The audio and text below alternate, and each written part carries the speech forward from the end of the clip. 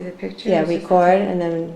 Okay, so Be'ezrat Hashem, may all the Divrei Torah be Leilui Nishmat Rebbetzin Henny Machlis Alei Shalom, and the schut of her light and her teachings and the Emuna that she brought into this world. Be'ezrat Hashem, we should all grow and touch a little bit, grab on a little bit to, all the beauty that she brought into this world. Amen. Mm-hmm. So Parshat Toldot, today we really do discuss, we'll be discussing so much of the whole idea of digging into our own selves. Yitzchak Avinu, there's so many themes to this Parsha, but one of the main themes that I wanted to focus on was the whole idea of his digging of the wells and what the wells signify for us. The idea that Yitzchak Avinu, every time he would dig a well, the Torah teaches us that it was seized by the Plishtim. And Yitzchak digs, and they keep filling, and Yitzchak is digging, and they keep filling. And the question is, number one, where are all these wells? And the Torah doesn't even hint to us where these wells, where they were wells. Where were they? We don't know where they are today. It's not like we can go there and gain something out of it. What is the whole idea of this digging and filling and digging and filling, and what does this mean to us? So obviously we understand that there's something much bigger and much deeper in terms of the hidden meaning of these wells. And the first thing that strikes us is that how Yitzchak Avinu isn't even discouraged. He keeps digging, and they're piling on the clay and the mud, and he just keeps going, and he keeps doing it more over and over again, even though, they keep filling it up. He just doesn't lose his strength. He doesn't lose his might. Yitzchak Avinu is the epitome of Gevura.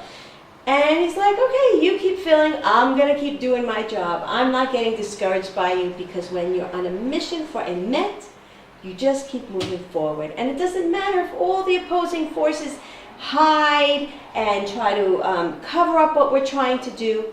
We need to keep moving forward. And that's one of the things that we learn. One of the many things that we learn through this whole act of Yitzchak Avinu constantly digging. What is he digging? He's digging for goodness. He's looking for the goodness that's hidden deep below. The well is something that's not seen to the eye. It's something underneath the surface. He's digging. Not only does he have Emuna Shlema that he's going to find something, but he's digging, and he knows that what he's going to find is liquid gold. He's finding the Torah Kedosha. The Torah Kedosha is the living well springs of the water of the Torah. That which nourishes us, that which enlivens us, that which feeds us. We know water is the essential ingredient of life. It's that which feeds, nourishes, cleanses us. That's what he's looking for. And he knows he's going to find it. And he doesn't give up. Even though he doesn't immediately find it, and even though he knows there's all these opposing forces, he still keeps going. And how does the Torah... what are the exact words that the Torah specifies as far as the action of digging and looking?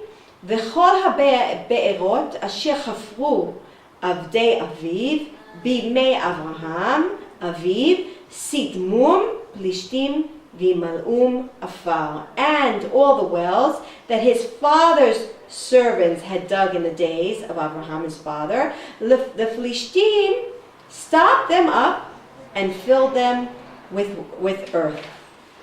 So here we learn an amazing secret that the Baal Shem Tov HaKadosh teaches us, that the whole idea of him digging, and why is it mentioned, the whole idea of the forefathers of Avraham Avinu, is that we need to understand that essentially what did Yitzchak do? He was revealing to the world all of the avoda that all of the forefathers had done for us. That's essentially what Yitzchak Avinu was really doing. He was locating the water. Which water? The water that was found in the afal, that was found in the earth, in the dust of the earth. Basically what the secret here is that the Torah was in the earth. originally, before our Avraham Avinu, Yitzchak Avinu, Yaakov Avinu came onto the picture of the scene of the world, the Torah was found basically in the earth, meaning that the Torah, our job, they first carved the path, but our job today is to be the continuum of taking the Torah out of the earth and finding its beautiful living waters. But what did the forefathers do? They essentially took the Torah that was found in the earth, and what does that mean?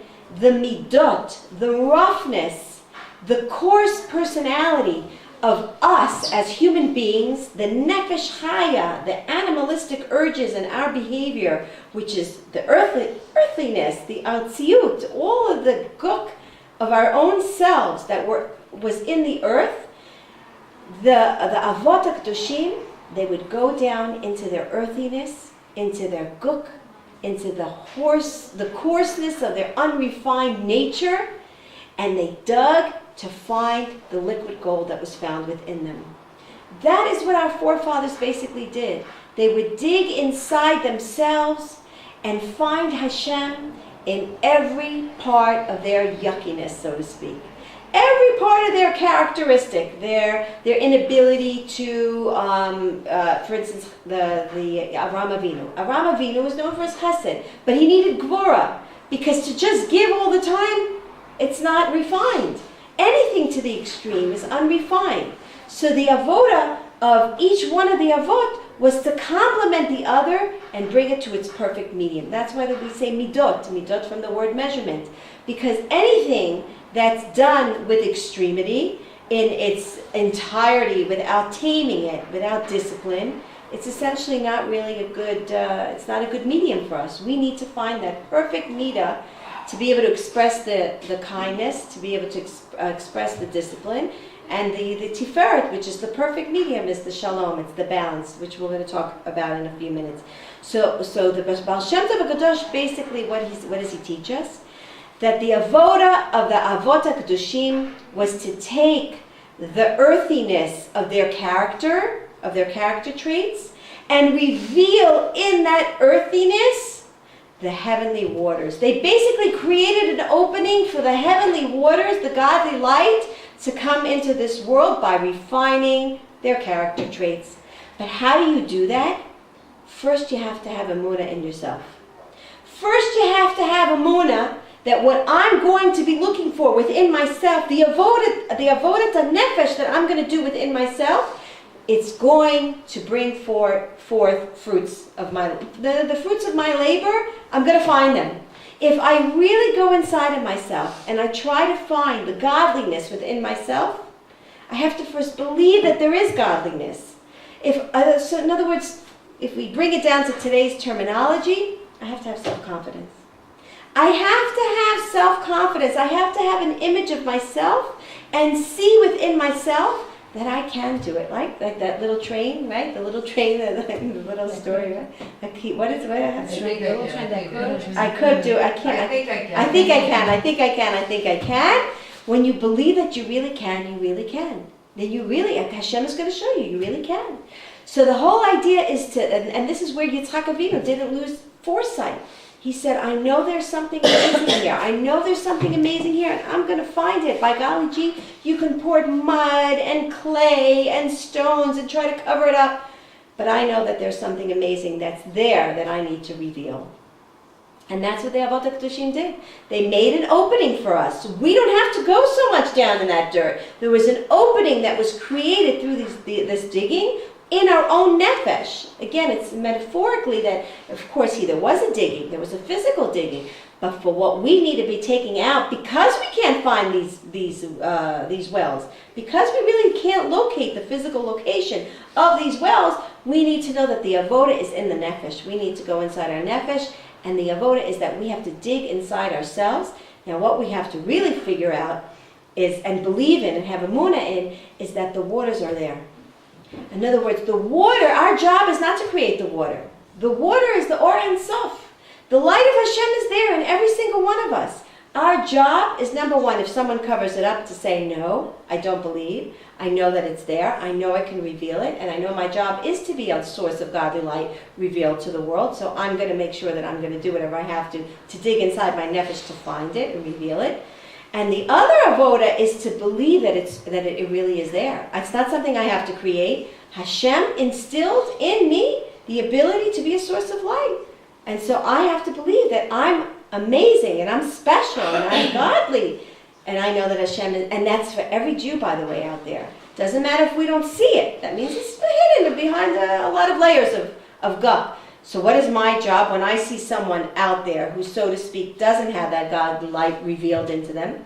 My job is to keep reassuring them. It's there. You are a godly being. Now you're going through your phase. You're a little distant. Okay, we all go through our ups and down roller coaster ride of our life.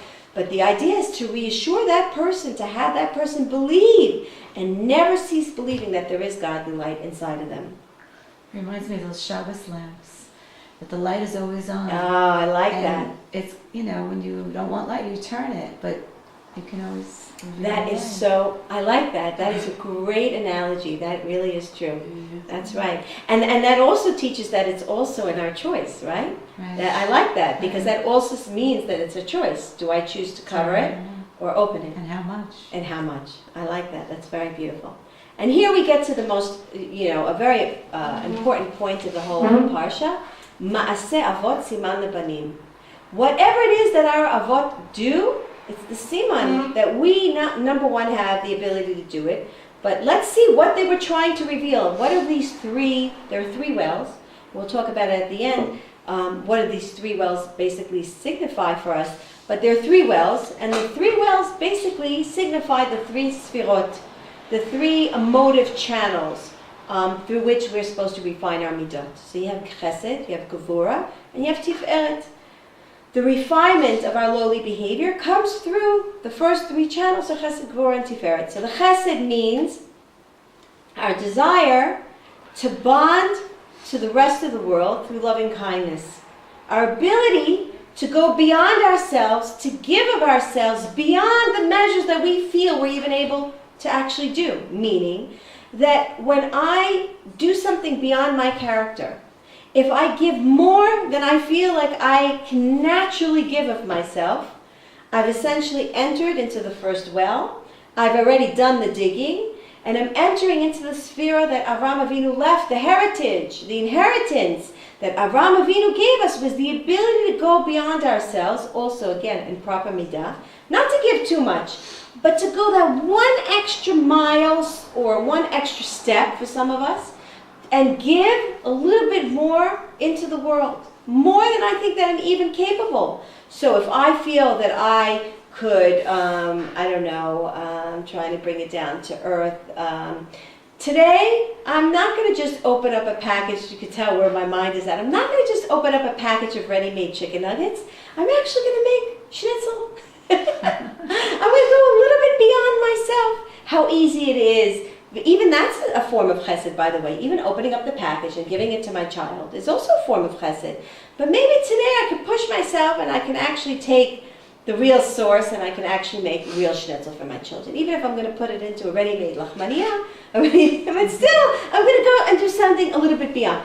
That is already entering into the realm of chesed, of Avraham Avinu, going a little bit beyond myself. Okay, then there's the level of gevura, where gevura signifies for us the ability to believe that we need to lead this disciplined lifestyle. In other words, not everything that I want I'm not going to let the animal go and have free range. There's an angle of discipline, and I have the courage to be able to say even to myself, no, this is not proper for me. This is not right for me. And again, this is something I'm going to refer to in a few moments when I get to the whole idea of chasing away and welcoming what I need and chasing away that which I don't need. But it's to tame the unwanted In other words, if there's something I feel that's not right for me in my life, it's to be able to say no, to create a border and say, no, this is not right for me. This is not correct for me. And to be able to discipline myself and distance it from me so that I'm allowing, and that also when it comes to the chesed, there are going to be some days where I have to say, I cannot do more. I cannot do more. This is my gvul. This is my borderline. This is what I'm able to do. And by creating that borderline, I'm actually doing chesed. I'm doing chesed for myself because I'm not extending myself where I'm going to be so exhausted and so beyond my limits that I won't be able to do other things that are required of me to do. So I have to know when I have to discipline myself and when I'm able to give of myself. And that's a commitment. In the Gevurah, there's a level of commitment that I'm committed to disciplining myself. I have the courage to discipline myself so that I will be able to give in the proper measure. And that eventually, of course, gives birth to the Tiferet. The Tiferet means that there's unity, there's shalom.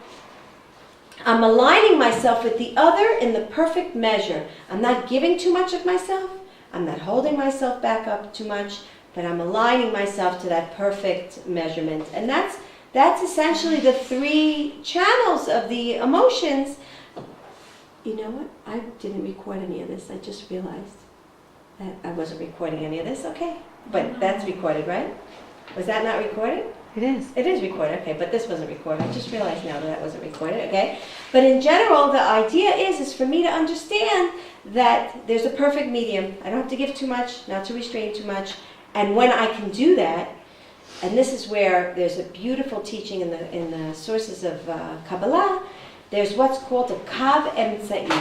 What is a kav emtza'i? Everything in Teva, everything in nature, is made from two places. There's always the hot and the cold, and the tall and the short. And in Chinese medicine, the yin and the yang, right? Everything has the two opposites. Teva, the natural realm, they don't talk about the third. There is no real third middle. The Tiferet is beyond nature. There's either giving, not giving. The middle, the gray area, is really not something that's, so to speak, a natural creation. It's something that, this is what Torah teaches us, it's something that man creates. The job of mankind is to create the merging of the two extremities, and by doing that, when you take the chesed and put a little bit of gvura in it, something new becomes formed. Something new emerges, and that's called what the Kabbalah teaches, kav ha'emtza'i, the middle line. The middle line is a place of perfect balance, so to speak. Meaning that if, let's just say, there's a husband who tends to be very stingy and a wife who tends to be very generous, now in order for them to create a home, they have to meet somewhere in between. When the woman gives in a little bit and the husband gives in a little bit, something new emerges, and that's called shalom. That's the kava emtza'i. That is where bchira chofshit, that's where free will lies. That is the creation of man. That is where mankind becomes the co-creator with HaKadosh Baruch Hu in this world. And the Torah teaches us, the hidden teachings of the Chachamim teach us, that in that place of the Kava Emtza'i, that's the vessel that receives godly light. Godly light shines, not necessarily in the Chesed, not necessarily in the Gevurah, but in the Tiferet, where the two forces meet and come to a joint place.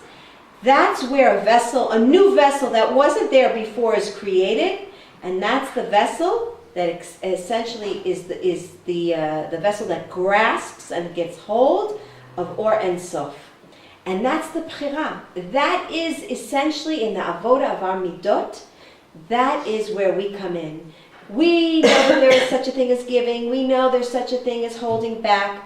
But can I find the perfect medium between the two? Particularly when someone opposes me, which is where Yitzchak had to meet. There was someone opposing him, constantly putting more guck and clay and mud and stones on his work. And he decided, no, I'm going to continue to move forward. That was that new creation that essentially he created. He said, I am not going to give up. And that was the merging of the two forces. He said, I'm going to continue to move on. That's where his Bechira came in. That's where he decided that he was going to put himself beyond. He was going to go beyond himself. That was the Chesed. The Gevurah is, I'm not giving up. I'm going to go beyond myself. I'm not going to get discouraged. I'm going to go beyond myself. I'm going to continue to move on. That's the commitment. That's the Gevurah. And what happens? Essentially, after trying a few times, we see. We're going to see in a couple of moments that the third well that was created is called Rehovot. Rehovot means that there was an everlasting expansiveness, and eventually that third well was not covered. It stayed open for infinity for us to enjoy till today. So the idea is that's the Kava Emtsai, is to not be discouraged from the extremities, but to find that perfect medium. And I'm sure at one point there is that perfect medium. There is the place where the generous wife and the stingy husband, they can find a perfect medium. And there is shalom. The shalom is the word shalem. That's a place of utter completeness. And shalom is also one of the names of HaKadosh Baruch Hu, one of his beautiful hidden mystical names. So in other words, that's where the Shechina Kadosha resides, is Dafka over there. It's okay? Yeah. Is that, would you say that that is happiness? Between, finding that perfect balance and would you say? Yeah, I'll tell you why, and that's exactly why. Why is it the place of perfect happiness? Because here is where I take some of my husband, let's just say in this case, and I take some of myself, and I'm putting the two together. First of all, I become a creator, because there was no creation of a little husband and a little wife. There was no such thing.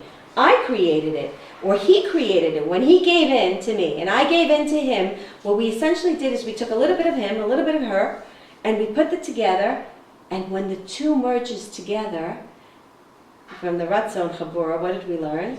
That the place where there's Chibur, that's the place of Oneg.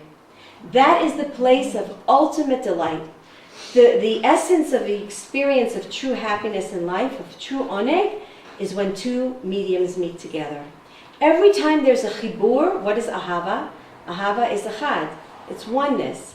Where can you experience true oneness and happiness, which is love? Love is the experience of happiness.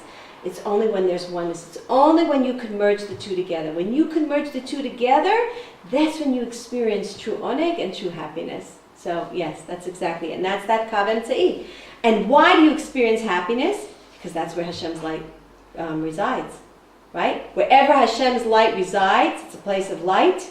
That's where happiness is. Anywhere Hashem is a place of happiness, because you're all 100% connected with Hashem, the giver of goodness, the giver of happiness, the giver of all good comes down there. So that's that place. In order, though, for us to be able to allow for something new to be created, and here's where a beautiful teaching of the Baal Shem Tov HaKadosh comes in order for us to be able to merge with another person, we have to first, and this is where it's called Koach HaHitchadshut, the power of renewal. The Baal Shem Tov HaKadosh teaches that in order for anything new to be created, you first have to believe that there is the ability for newness to come into your life. What does that mean? We all know the pasuk, Mechadesh betuvo tamid ma'aseh bereshit. Hashem, every moment, not every day, but every moment, Hashem creates newness. And we see this in the whole concept of the idea of time. Time, what is time? The whole idea of time means that there's a change in creation. That's the scientific definition of time. What is really time? How do you measure time? Time is measured, and I wrote it down so that I make sure that I say it properly. Time is an indication of some sort of change in creation. In other words, in order for us to say that there's time, that there is this concept of time, it means that what was a second ago is not what is going to be in a second from now. So even if I'm just sitting static right here, how do I know that there was such a concept of time that I was part of? Because even in me, my cells are always going through change. There's some sort of a change that's occurring, even if I'm just here. I'm like time. So how do I know I'm part of that time? Because my cells a second ago are not the same cells that there's in a second later. Every second there's a movement in my body, there's some sort of change, and that's the indication that we're all part of what's called time, right? Okay, question on that.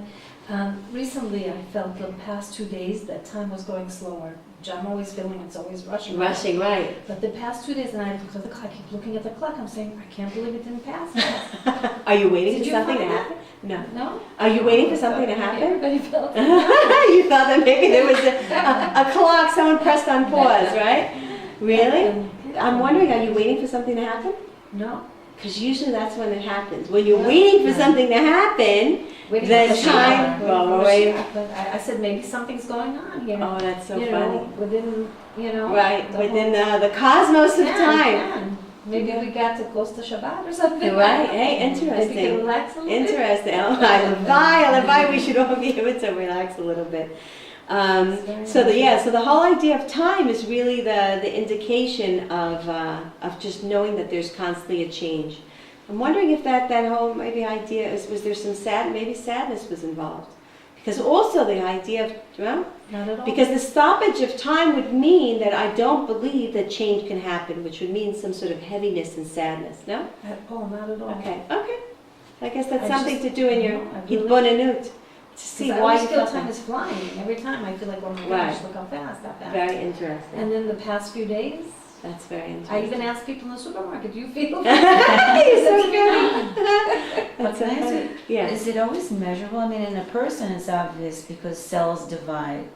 But what about an inanimate object? I mean, how do you measure the passage of time? There's always there has to be a constant pouring out of divine energy on everything. Because what does it say? The whole creation is all in machshevet borei olam.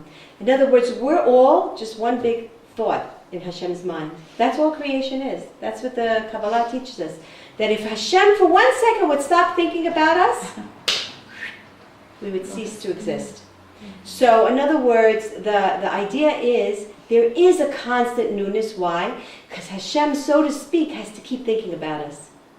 So if Hashem has to keep thinking about us, he has to constantly pour new energy into that thought, which means that's the newness. That's essentially the constant pouring of divine energy into our lives that keeps us going. So the Baal Shem Tov HaKadosh teaches a very beautiful teaching in the Koach HaHitchadshut, the whole idea of renewing, the renewing of creation. And he says, Al tashlicheni le'et zikna. Don't cast me away in a place of oldness. And what does it mean? The real teaching of that is old means there's nothing new. When a person thinks about something old, it means, there's nothing new that's going to happen. It's old. The whole idea of old meaning, nothing new is going to come into my life. So the Baal Shem Tov HaKadosh teaches that if we constantly are in that state of feeling oldness, then we won't believe that there's something new.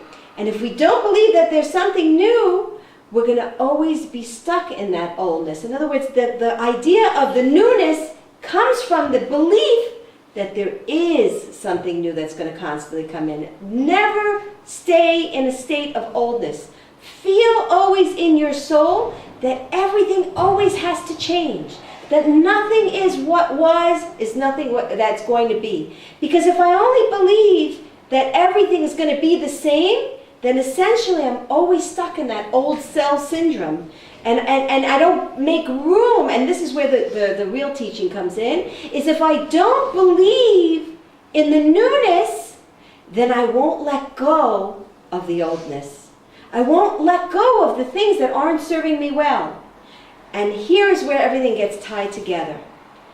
In order for me to make real change in my life, I have to believe that something new wants to enter into my life. I have to believe that Hashem wants to pour newness into my life. And in order for me to be the recipient of that newness, I I need to make room for it. Meaning, I have to discard the yuckiness inside of me. How do I do that? Through tshuva. I have to dig, and this is where the process comes. Dig, remove, reveal.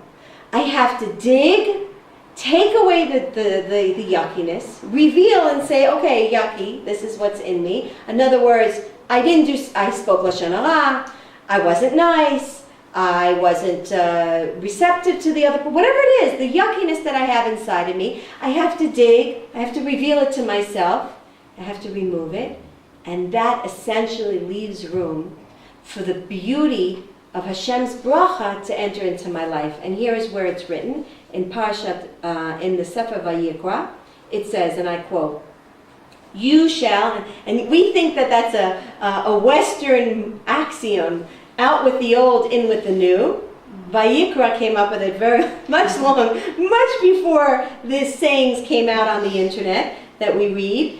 "You shall eat old grain, long stored, and you shall have to clear out the old to make room for the new." And the Hebrew is, "Ve'achaltem yashan noshan, ve'yashan mipnei chadash totziu." Take out the old stuff, and make room for the amazing plenty and success, because it served a purpose. There was a purpose to that old. But now it's time to take it out. Do an inventory stock, right? Take it out. It's time to remove it from within you and allow the newness to come and sprout forth. The most important thing that we need to be doing in our own emotional wellness is when you feel broken, when you feel you have no koach, say, okay, it must mean I'm schlepping around a lot of old stuff. Let me go into my closet of emotions, of behavior, in my mind, and those are the three levels, my mind, my heart, and in my deeds. Let me go into those places. Let me see what is old there. What do I need to let go of? You know, before Pesach, there's a reason why we go into our closets and we clean out everything. When you really get rid of the old, you really mamish make room for the new. And that's even in your clothing. You want more shefa to come in, you want to have more money, go into your closets. Look in your closet. Do you have a mixer there that you just don't want to get rid of? Do you have plates that are from way back to Aunt Zelda time that you want to get rid of? You can't make room for new gashmiut, for new money to come into your life unless you get rid of the old. Now, I don't know, whoever knows me, my close friends know, I throw away everything. Like, someone will send me a message on WhatsApp, and I'll just discard it, and then I'll write them back, and I'll say, can you just send that to me one more time again? Because I took this to the extreme, you see? I went way to the extreme, and I take everything, and I just throw everything out.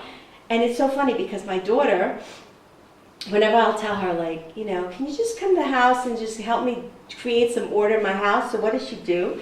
She takes things and she throws everything away. She takes everything and she just throws everything away. And then we'll go looking for something and it won't be there. So don't take that advice to the extreme. It's not like you're supposed to, and don't take my example either. Don't take everything and throw everything away. But do a self-inventory and say, what do I really need in my life? And that means pictures, it means things in Gashmia, and it also means my feelings. What feelings of mine are not serving me good? Am I too sensitive?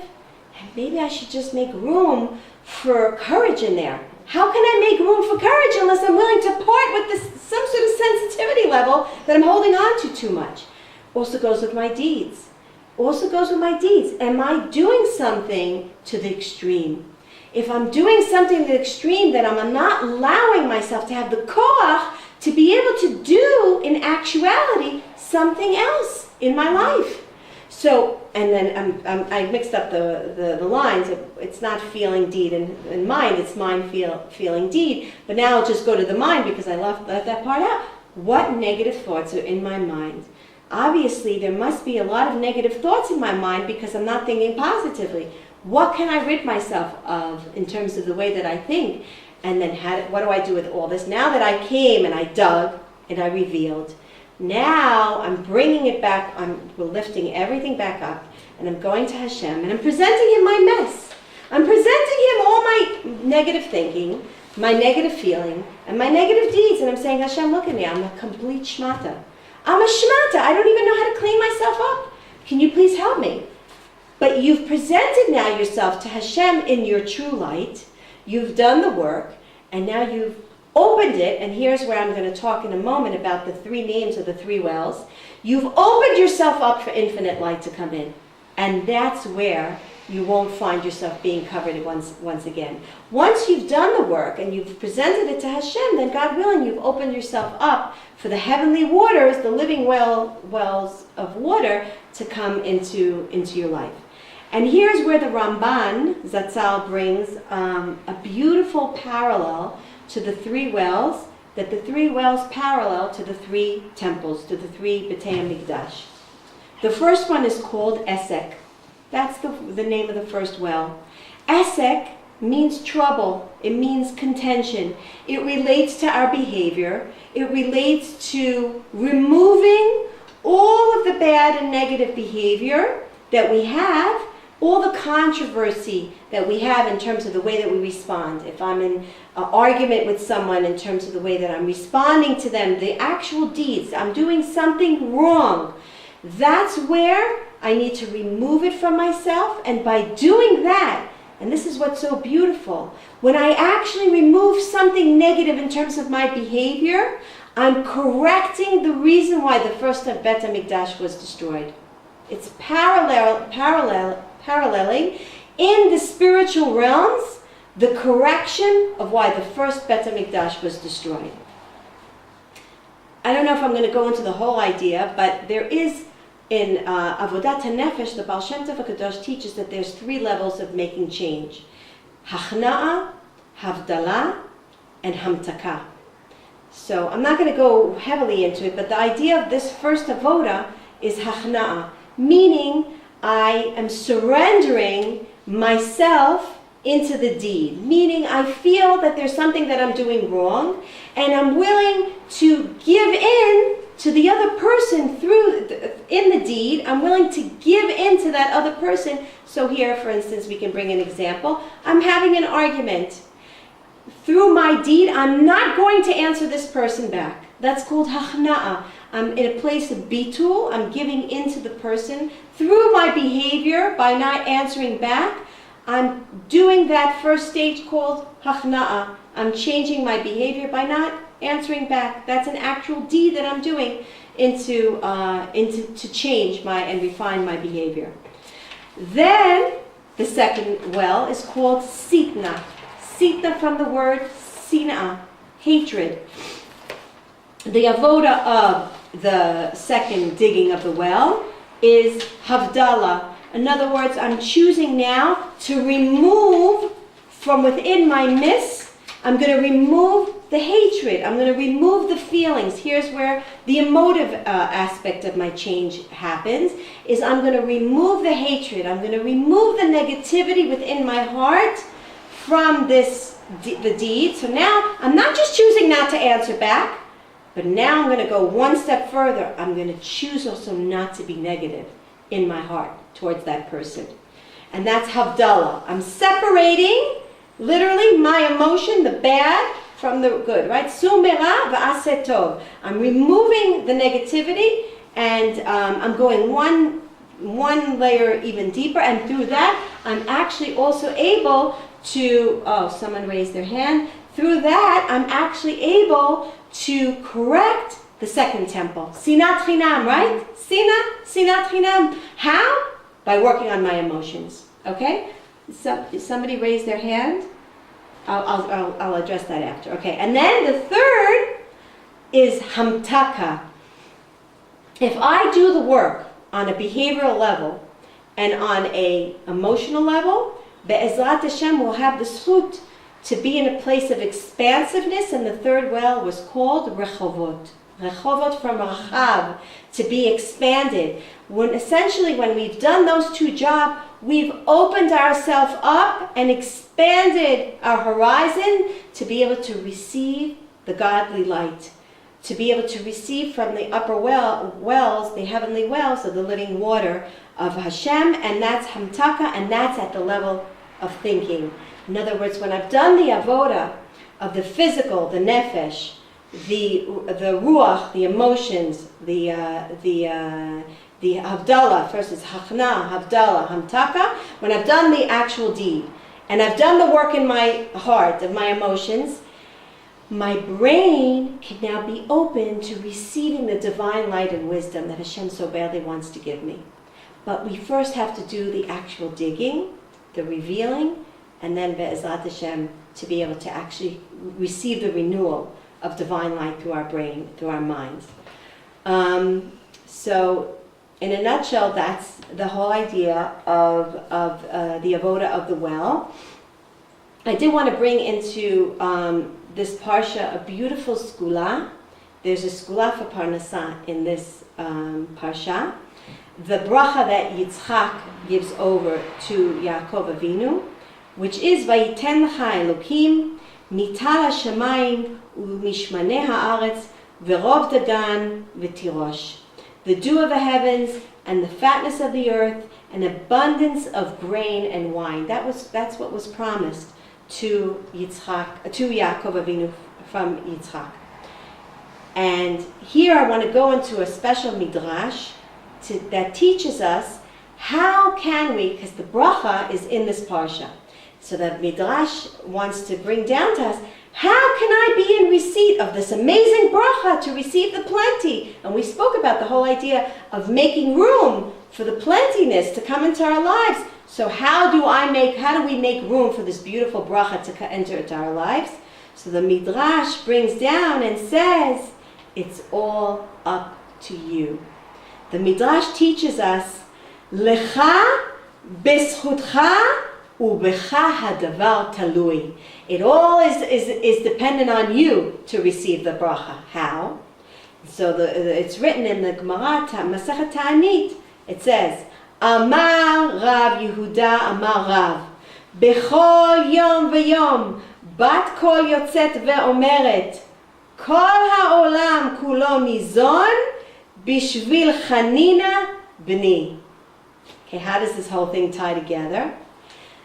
The Gemara brings down and says, how does the bracha come down into a person's life? In the zchut of Rabbi Chanina ben Dosa, the son, HaKadosh Baruch Hu calls Rabbi Chanina ben Dosa, my son. In the zchut of you, Rabbi Chanina ben Dosa, all the bracha of Parnasa is coming into the world. How? And here is the hidden secret. It says, Nizon Bishvil Chanina B'ni. The Midrash brings down and says that the word Bishvil is the word Ba-Shvil. In the pathway of Rabbi Chanina. What is the pathway of Rabbi Chanina?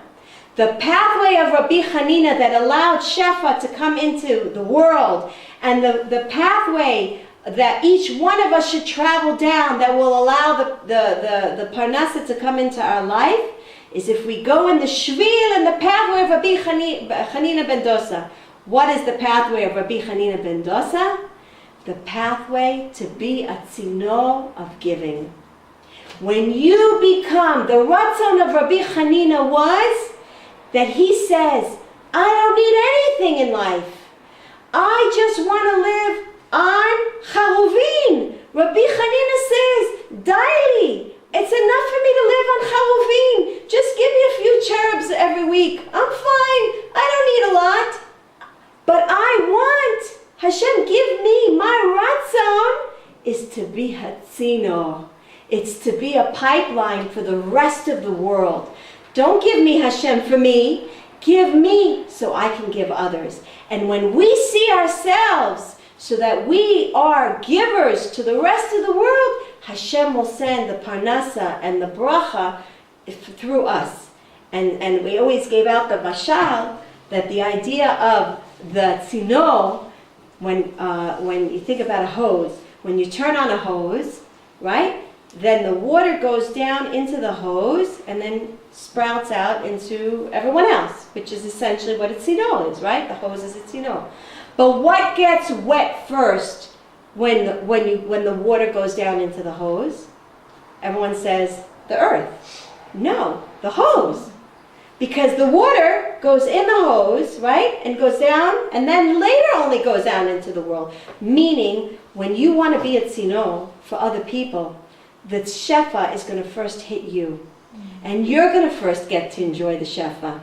Which is why mitpalel al chavero na'aneh tchila. When you daven for your friend, you get first answered. Why? Because you become that tzino. Through your ratzon to be a shaliach tov, so that your friend will get the bracha, you're davening. But when I'm davening for them, I become, through my ratzon of wanting to help them, I become a tzino to be able to receive the shefa myself. And so that's the skula that Be'ezrat Hashem, the commitment, God willing, that we're going to try to, each one of us commit ourselves to do this with this parsha, because there's so much bracha and there's so much plenty. I mean, what a beautiful bracha that all the dew of the heavens, everything, that all the shefa that's available in Shemayim, everything Yitzchak is giving down to Yaakov. He's saying everything. I'm not holding back even the dew of the heavens, the fattiness of the earth. Everything is yours. So how do we get that? Is to make a commitment, Be'ezrat Hashem, through this parsha, that I want to be a giver. I want whatever I have, the parnasa, the wisdom, the chokhmah, bina, dat, everything that you're giving me, I want it not for me. I don't want to boast in it. I don't want to keep it for myself. I want to be a giver. I want to give it out to the rest of the world, to my family, to my friends. It's like when you hit the lotto, when you find something amazing, you want to share it with everyone. So that's what I want to be, Hashem. I want to be, with my ratzon, I want to be a tzino, to be able to give to everyone else. And that's the beautiful teaching, Be'ezrat Hashem, of this parsha. Do we have time for a story from the Baal Shem Tov HaKadosh? Yeah, but I just want to add a little bit. Maybe you said it. Someone had once told me. Yes. In order to be that open vessel, though, you have to be the simcha. Absolutely. You have to, absolutely. And where does that simcha come from? Is knowing that you are going to be the provider of good to other people. That's the simcha. In other words, to get the bracha, it's like one fits right into the other. For me to be besimcha means that I'm so happy that I am going to be able to affect not just myself, but I'm going to be such an amazing, I'm going to have such an amazing impact for so many other people. And that's what makes me happy, and that's what opens up the whole vessel to be able to receive. So it's one, literally, like stuck to the other. It's like, you're right, you can't have one without the other. No, in the knowingness. And I think vice versa, when you give, then you become happy. Mm-hmm. You don't have to be happy first necessarily to give, but when you do give, that means brings you happiness. Right. But giving, What?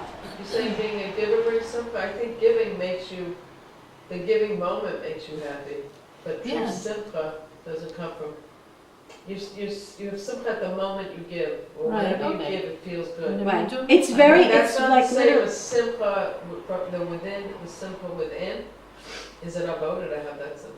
Right, but the simcha should be from that place of knowing that my life is not just about me, that I have such a profound effect on the entire world. In other words, it's not just about me. A person who's just within himself, he can't be b'simcha. The idea of simcha, we said, everything good, simcha is good, right? Anything good only comes from chibur. Only comes when I know that I am essentially connected and I have an effect and I'm connected to someone else. True simcha only comes from chibur. Simcha is oneg. Oneg only is given birth through through some sort of medium of connecting it. I'm happy because it comes from something. Because I feel I'm connected to Hashem, because I'm, connected to some sort of incident, event, although that's conditional, but it's still, it comes from a connection. So it's a little bit of, I'm going to try to make it short. It's a little bit of a long story, but it has so much to do with this parsha. This is a beautiful, beautiful story. Of course, my Rebbe, the Rebbe HaKadosh, Rabbi Baal Shem Tov HaKadosh, it's just very, very tied into the whole idea of making room and the whole idea of receiving Hashem's bracha when we make room. So the story goes that one evening there was a middle-aged couple that came with a very desperate request to the Baal Shem Tov HaKadosh. They really wanted a child. And they prayed and they did good deeds and all these various remedies and treatments, and no matter what they did, they tried, they weren't successful in having children.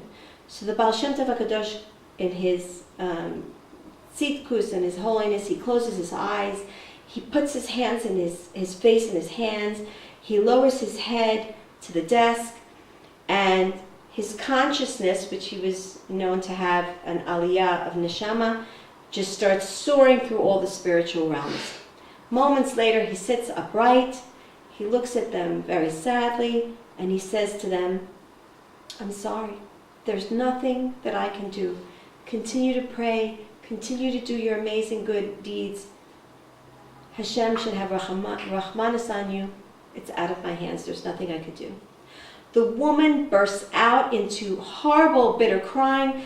The husband just turns aside, doesn't even want to show that he's crying, and his body starts to shake, and she turns back to the Baal Shem Tov HaKadosh and she says, no, I don't believe it. I know that you can help. I know that when a tzaddik decrees, HaKadosh Baruch Hu answers.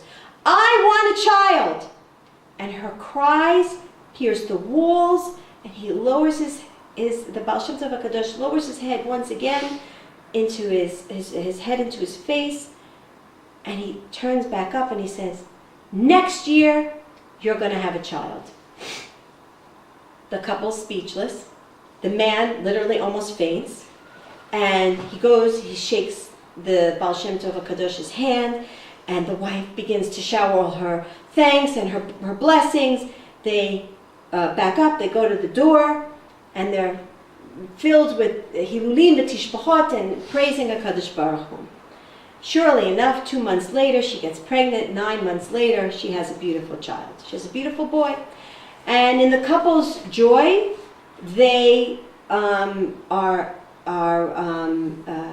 filled with tremendous simcha, and they're watching this boy grow up, and by the time this boy reaches the age 2, he's already so smart, way beyond his years. They bring him a tutor. The tutor begins to teach him Torah, and they planned to bring this beautiful boy to the Baal Shem Tov HaKadosh to show him and get a beautiful bracha. But as fate had it, the morning of his second birthday, the child doesn't wake up. The neighbors come running into the house from all the massive screaming. There's nothing that could be done. The child passes away. The funeral happened, and they went to the Baal Shem Tov HaKadosh, and they went to inform him of this tragic and to the beautiful bracha of having this child. And the Baal Shem Tov understood, of course, better than them, and he sat them down and he began to explain to them. And he said, your child was really the soul of an amazing great tzaddik from 2 previous generations. He made a huge this beautiful child's soul made a huge sacrifice to save thousands of people, and he needed you to become rectified. And he says, let me explain. He says, the day that you arrived to me, I looked up in the heavens and I saw that it was impossible for you to have children. But when you screamed so hard, I knew there might be some hope. And sure enough, I went ahead and I found the soul of your son. And who was that soul? So several hundred years ago, in a distant country, there was a king who was childless. He was a very kind, he was a very wise ruler. His subjects loved him, and they respected him, and they didn't know how to soothe his soul because of his anguish that he couldn't have a child. So one of his advisors advised the king, why don't you go to the Jewish people living at the time And why don't you put a harsh decree on them? It must be that they're not praying enough for you to have a child, because we know," the advisors told the king, "that when the Jews pray, their God listens. So why don't you go ahead and decree some harsh decree on them and tell them that they have to pray for you to have a child. And in the schut and in the merit of their tefillahs, you'll have a child." So sure enough, that's what he did.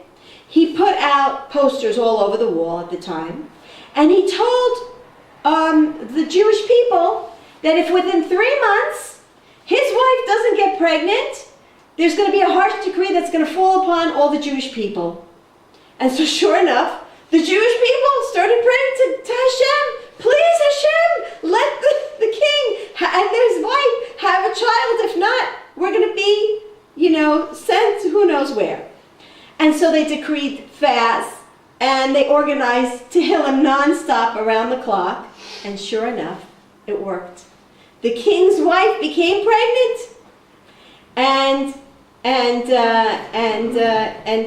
sure enough, she gave birth to a son. A month later, when the soul descended, the king, of course, said that the king was overjoyed. The boy was born. At the age when this boy turned 2, he was a genius. He was able to write and he was able to read. And by the time he was 5, he surpassed all of the ideas of even being able to talk. He was filled with tremendous amount of wisdom. Now, because all the education at that time was in the hands of the church, they actually went ahead and searched out for a special, quote-unquote, malamed to teach this boy and try to bring him into the wisdom of the church. So they found a new priest that was in the church, and they asked this new priest to come and teach this young boy the wisdom of the upper world. And so this young prince took a very liking to this priest, and the priest would go and teach him and expand his knowledge of all the teachings of the world. But the priest asked that although his whole time was dedicated to this beautiful prince, he asked that 2 hours a day that he was left alone, and that he was allowed to be able to seclude himself and be in his own private place.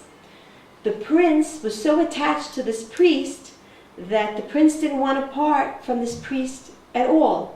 So one day, he knew that where this priest was secluded, he snuck into the room before the priest entered into the room, and he hid himself under one of the tables there, and he wanted to see, what does this priest do 2 hours a day when he's secluded in his own room? And here, he found something amazing.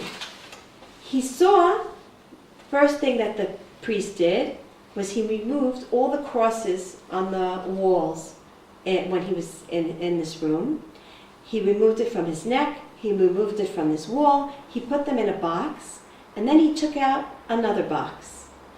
In this box, when he opened it up, he removed a white woolen shawl with strings at the corners.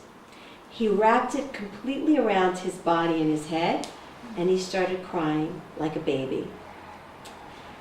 After that, he took out 2 small boxes. You're starting to get the picture, with the long black straps attached to them. He tied one of them to his upper arm. He tied the other one to his forehead. He closed his arms, and he swayed in a movement that appeared to be as though he was praying.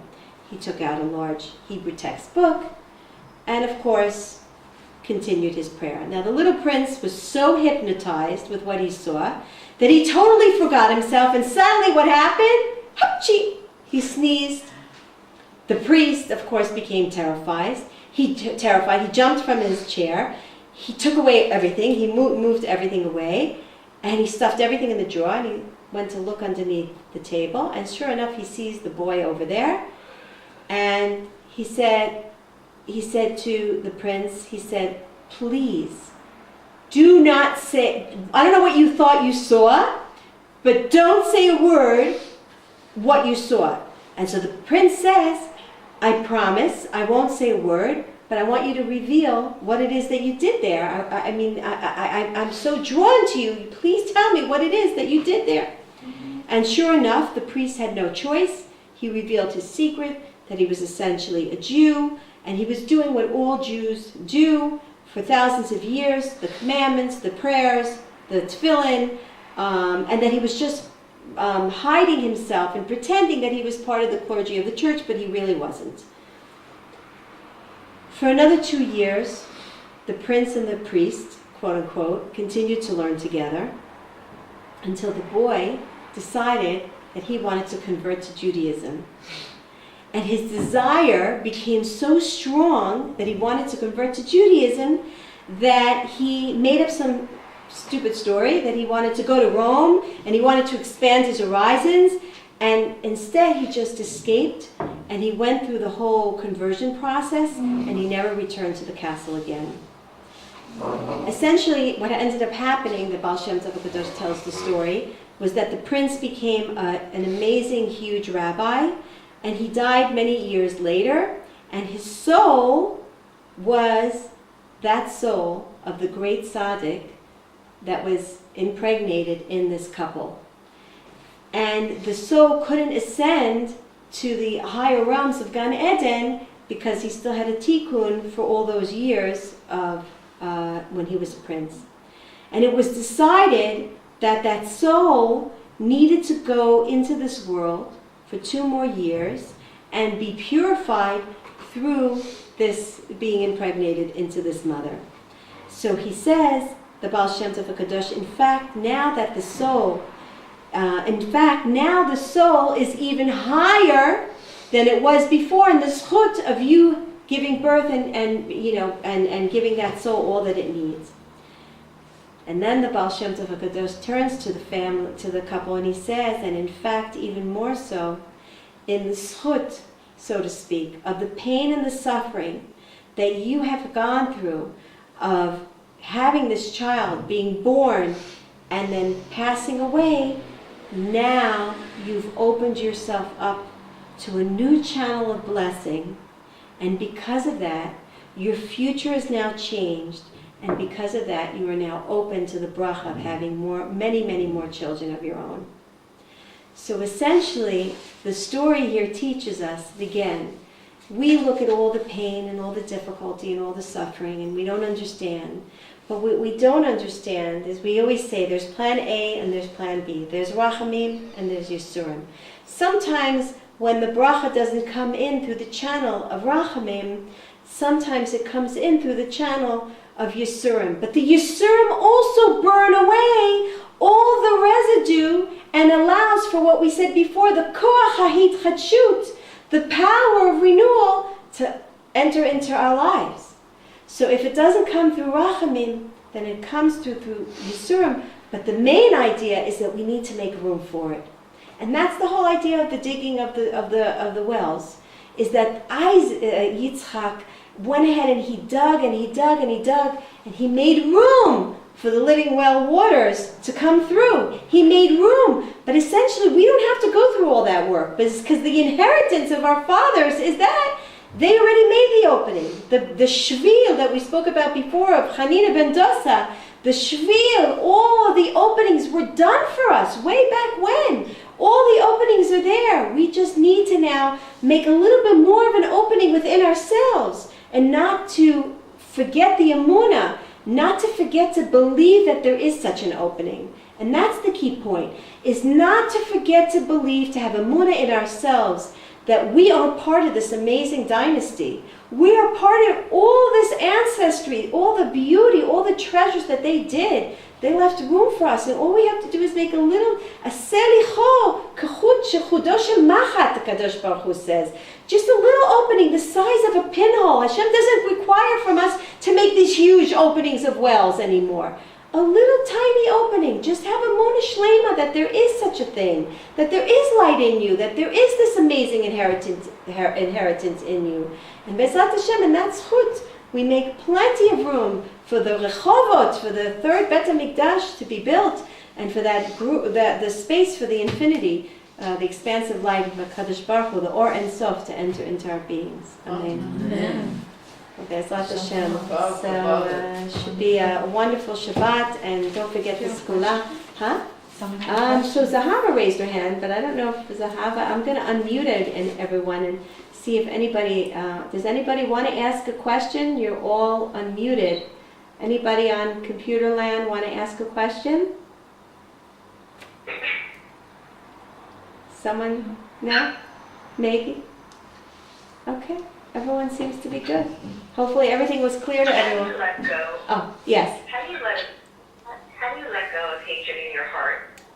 Hatred is a strong word, but like resentment, hurt, somebody really hurt you, or you're angry or whatever. How do you let go of that in your heart?